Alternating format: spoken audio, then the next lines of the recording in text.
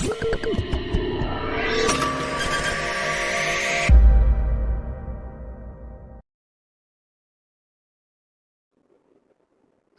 Video technical analysis पे based only for education purposes है।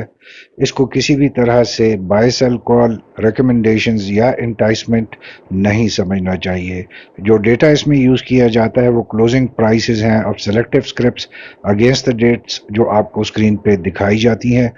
Technical charts इसमें monthly, weekly और डेली रिप्रेजेंटेशन की बेस पे यूज किए जाते हैं। अस्सलाम वालेकुम एंड वेलकम। उम्मीद है आप सब खैर खैरियत से होंगे। चलते हैं आज की स्क्रिप्ट एनालिसिस की वीडियो पे जो कि एवेंसियन लिमिटेड के बारे में है।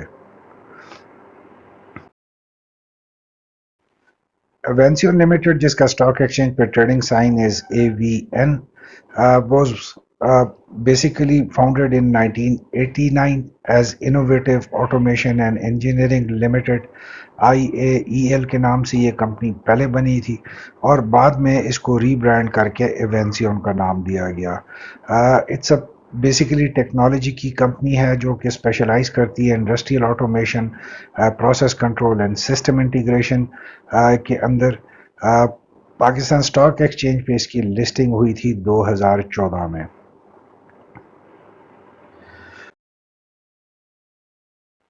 18 अक्टूबर को इसने 53.19 के साथ क्लोजिंग हमें दिखाई। अगर हम इसकी शेयर्स की बात करते हैं जो फ्री फ्लोट है इट इज़ 124 मिलियन, जिसका 30% जो है वो फ्री फ्लोट शेयर हमें अवेलेबल है। 124 जो मिलियन होता है it is a reasonable number of free float shares, but हम इसकी मार्केट में अमूमी तौर पे थोड़ी सी एक वॉलेटिलिटी देखते हैं और फास्ट मूविंग अनप्रडिक्टेबिलिटी देखते हैं जब भी इसके शेयर्स में कोई मूवमेंट जनरेट होती है।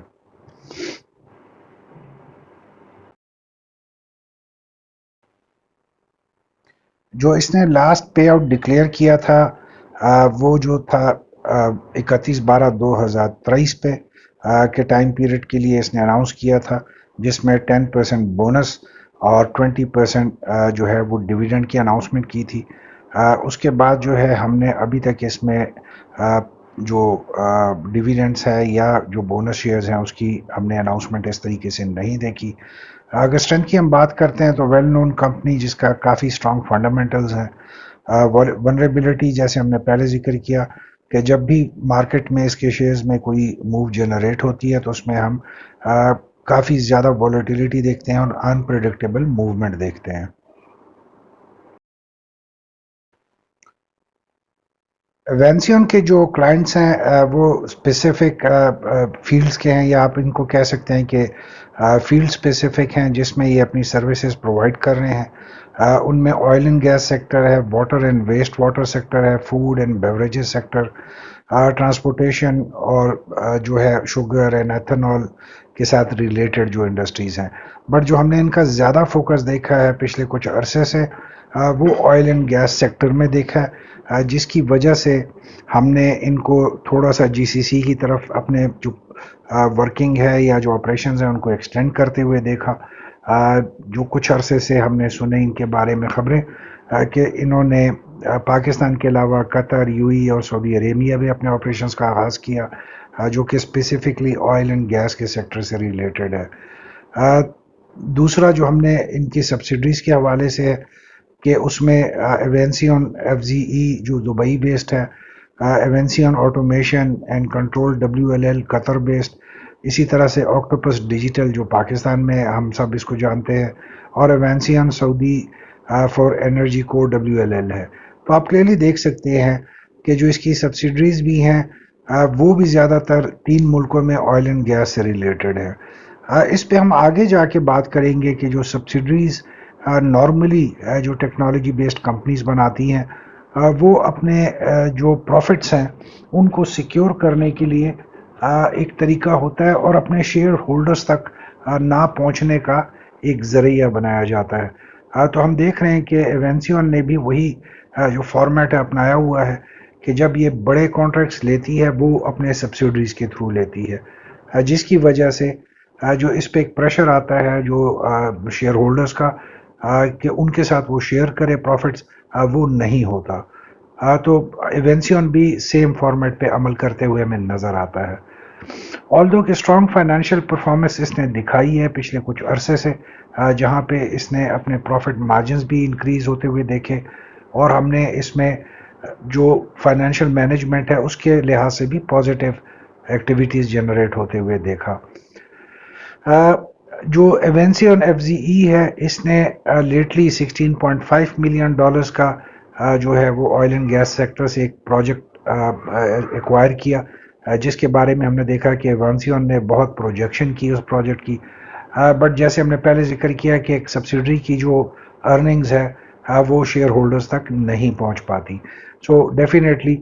جہاں پہ کمپنی کی گروتھ کا باعث بن رہی ہے ایونسیون ایف زی ای، وہاں پہ شیئر ہولڈرز کا یا شیئر ہولڈرز کو اس سے کوئی فائدہ نہیں ہے. اگر ہم پرابلم ایریاز کو دیکھتے ہیں تو آلدو کہ اس کے کافی ہائی ریسیویبلز ہیں، جو کہ اس کی فیوچر جو کیش فلو ہے اور فائنینشیل سٹیبلٹی ہے اس کو آنے والے دنوں میں کچھ امپیکٹ اس پہ ڈال سکتے ہیں اور افیکٹ کر سکتے ہیں. اسی طریقے سے جو مارکیٹ والیٹیلیٹی ہم دیکھ رہے ہیں اسپیشلی جو ٹیکنالوجی بیسڈ جو سیکٹرز ہیں ان کے حوالے سے، کہ اس میں بہت زیادہ والیٹیلیٹی نظر آ رہی ہے، جہاں پہ ہم اس میں بہت زیادہ کمپٹیشن جنریٹ ہوتے ہوئے دیکھ رہے ہیں. پاکستان کے لحاظ سے اس میں کچھ اور فیکٹرز بھی زیادہ امپورٹنٹ آ جاتے ہیں، جن میں ریگولیٹری کمپلائنسز ہے، جو پاکستان میں بھی اس وقت اس پہ کام کیا جا رہا ہے اور ان میں چینجز آئیں گی. بٹ جو ایکسپورٹ بیسڈ ٹیکنالوجی کی جو فرمز یا کمپنیز ہوتی ہیں ان کے لیے ایک بہت بڑا چیلنج ہوتا ہے کہ جہاں پہ جو فورن ملکوں میں ان کے پروجیکٹس جاتے ہیں تو ہر ملک کی جو ریگولیٹری جو کمپلائنس ہوتی ہے وہ ڈفرینٹ ہوتی ہے. تو یہ ایک ٹیکنالوجی بیسڈ کمپنیز کو یہ ایک بہت پرابلم آتی ہے کہ یہ جو ان کی گروتھ ہوتی ہے وہ اتنی تیزی سے نہیں ہو رہی ہوتی بیکاز آف دیز ریگولیٹری کمپلائنسز جو کہ ڈفرینٹ ملکوں میں ایگزسٹ کرتی ہیں اور ان کو انفورس کیا جاتا ہے. چونکہ ہم نے پہلے ذکر کیا کہ ایونسیون جو ہے وہ جو اس کی کلائنٹس ہیں وہ آئل اینڈ گیس سیکٹر سے ہیں اس وقت، جن پہ ڈپینڈنس اچھی بات تو ہے، بٹ جب آپ ایک ہی ایریا میں اور ایک ہی سیکٹر میں فوکس کر رہے ہوتے ہیں تو وہ بعض سچویشن میں جا کے آپ کے لیے ڈس ایڈوانٹیج بھی بن جاتا ہے، کیونکہ آپ کے پاس جو اسکوپ ہے یا جو اسپیکٹرم ہے اپنی فیلڈ کو ایکسپینڈ کرنے کا وہ تھوڑا سا لمیٹڈ ہو جاتا ہے، کیونکہ آپ ایک ہی فیلڈ پہ زیادہ فوکس کرتے ہیں تو آپ کا ایک ہی برانڈ بن جاتا ہے کہ آپ آئل اینڈ گیس سے آٹومیشن سے ہی ریلیٹڈ ہے. سو جو ڈائیورسیفیکیشن ہے وہ تھوڑا سا ایونسیون کو آنے والے دنوں میں اس پہ زیادہ فوکس کرنا پڑے گا. جہاں پہ ہم نے پچھلے کچھ عرصے سے خبریں سن رہے ہیں کہ پاکستان سے جو آئی ٹی سے ریلیٹڈ جو اسکلڈ مین پاور ہے وہ بہت زیادہ مائگریٹ کر رہی ہے ٹو یو اے ای یا ڈفرینٹ ملکوں میں. تو ہم دیکھ رہے ہیں کہ جو ایونسیون بھی ہے اس پہ بھی اس کا امپیکٹ جنریٹ ہو رہا ہے، کیونکہ پہلے ہم کو جو لوکل مین پاور تھی آئی ٹی بیس کمپنیز کو وہ لوکلی اویلیبل ہو جاتی تھی، جہاں پہ کاسٹ افیکٹونیس ایک بہت بڑا فیکٹر ہوتی تھی. کسی بھی آئی ٹی کمپنی کی جو پروڈکٹ ہے اس میں جو کاسٹ ہوتی تھی وہ بہت کم ہوتی تھی. چونکہ ہم نے دیکھا ہے لیٹلی پاکستان سے جو اسکلڈ مین پاور ہے وہ شفٹ ہو رہی ہے، لہٰذا آئی ٹی کمپنیز پہ بھی اس کا امپیکٹ پڑے گا، کیونکہ ان کی بھی جو کاسٹ ہے اس میں اضافہ ہوگا آنے والے دنوں کے حوالے سے. اسی طریقے سے جو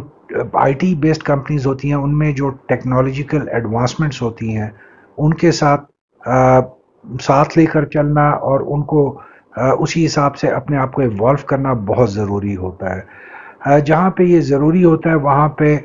یہ بہت زیادہ ایکسپینسو بھی ہوتا ہے. جیسے ہم دیکھتے ہیں کہ اس وقت پوری دنیا میں نئی ٹیکنالوجی، نئی چیزیں، اے آئی بیسڈ چیزیں بہت تیزی سے آ رہی ہیں. تو آنے والے دنوں میں جو آئی ٹی بیسڈ کمپنیز ہوں گی ان کو بھی اپنے آپ کو انوویٹ کرنا پڑے گا، آپ کو اسی لیول پہ مینٹین رکھنا پڑے گا جس میں وہ اسی ٹیکنالوجیکل ایڈوانسمنٹ کو ساتھ لے کر چل سکیں. So again it is an expensive جو اپ گریڈیشن ہوتی ہے یا جو ایوالو کرنا ہوتا ہے، which is a very big challenge for ایونسیون in the days to come.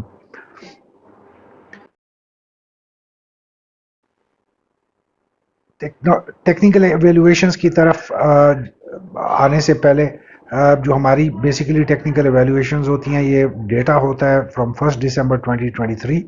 To the last working session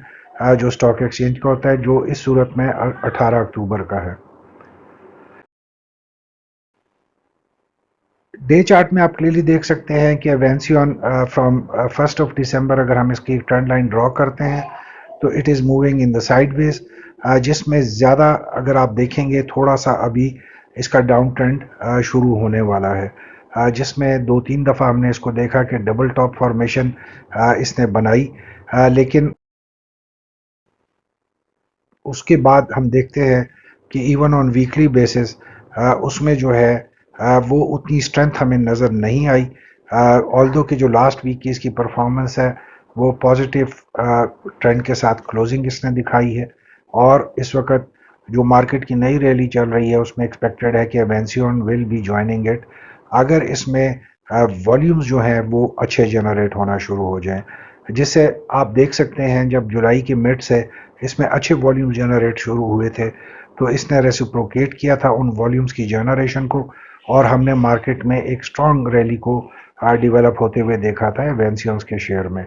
so अभी भी अगर वॉल्यूम्स इसके अच्छे जनरेट होने शुरू हो गए तो डेफिनेटली हम इसको अप ट्रेंड में मूव करते हुए देख सकते हैं।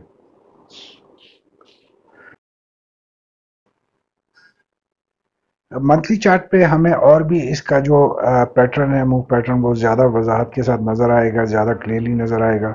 जहाँ पे हम देख सकते हैं कि जो वॉल्यूम्स हैं वो इसके लिए एक बहुत इंपॉर्टेंट रोल प्ले करते हैं। हमने देखा है कि जब भी पॉजिटिव वॉल्यूम्स मार्केट में जनरेट होते हैं तो उसको ये पॉजिटिवली ही रिस्पॉन्ड करता है और हमेशा अप ट्रेंड में मूव करता है। जो लास्ट अक्टूबर के जितने भी महीने में अभी तक के सेशंस हुए हैं उसमें जब हमने देखा कि मंथली बेसिस पे जो इसमें पॉजिटिव एक मोमेंटम जनरेट हुआ उसको इसने पॉजिटिवली रेसिप्रोकेट किया और एक अप ट्रेंड में इसने मूव बनानी शुरू की हुई है।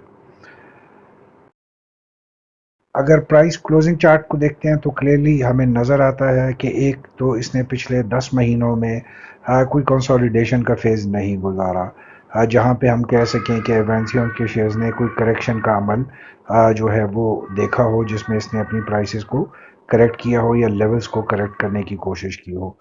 दूसरा जो हमें इसमें चीज़ नज़र आती है कि जो इसका एक स्ट्रॉन्ग रेजिस्टेंस लेवल है, जो कि इस वक्त ऑलमोस्ट 68.50 के करीब है, बहुत स्ट्रॉन्ग है, जिसको अभी तक ये ब्रीच नहीं कर पाया फॉर द लास्ट 10 मंथ्स। और दूसरा अगर हम देखते हैं तो इसका एक बहुत सपोर्ट लेवल जो है वो 50 रुपीज़ के पास है, जिसको इसने 3 से 4 दफ़ा टेस्ट किया है और हमेशा इसको वहाँ से स्ट्रेंथ मिली और इसने रिबाउंड किया। ऑल्दो कि अभी हम देख सकते हैं कि अपने जो सपोर्ट लेवल है उसके नज़दीक ट्रेल कर रहा है, और अगर हम डेली बेसिस पे देखते हैं तो इस वक्त डाउन ट्रेंड में ये मूव कर रहा है। तो देखते हैं कि आने वाले दिनों में अगर इसमें बाइंग प्रेशर और वॉल्यूम्स अच्छे नहीं जनरेट होते तो उम्मीद है कि एक हफ्ता या 2 हफ्ते में ये इस सपोर्ट लेवल को एक दफ़ा फिर टेस्ट करेगा। इसी तरीके से अगर हम लास्ट 30 डेज की जो प्राइस क्लोजिंग चार्ट है उस पर इसको देखते हैं तो उसमें भी हम क्लियरली देख सकते हैं कि जो लास्ट 30 डेज में जो इसका एक स्ट्रॉन्ग रेजिस्टेंस बनी है वो अराउंड 55 रुपीज़ के करीब बनी हुई है, जहाँ पे इसने उसको 2 दफ़ा टेस्ट किया और वापसी ली, वहीं से रिट्रीट इसको होना पड़ा, और 2 दफ़ा इसने मूव जनरेट की उसके नज़दीक पहुंचने के लिए, लेकिन उससे पहले इसने जो है वहाँ से रिट्रीट करते हुए अपना डाउन ट्रेंड बनाया। So it is a very important जो रेजिस्टेंस लेवल है जो हमने लास्ट 30 डेज में इसका देखा है, ऑल दो जहाँ पे हम इसको डेली बेसिस के ऊपर इस वक्त डाउन ट्रेंड में मूव होता देख रहे हैं। So the next important thing is कि इसका जो इस वक्त सपोर्ट लेवल है वो जो स्टैंड करता है एट 51 रुपीज़,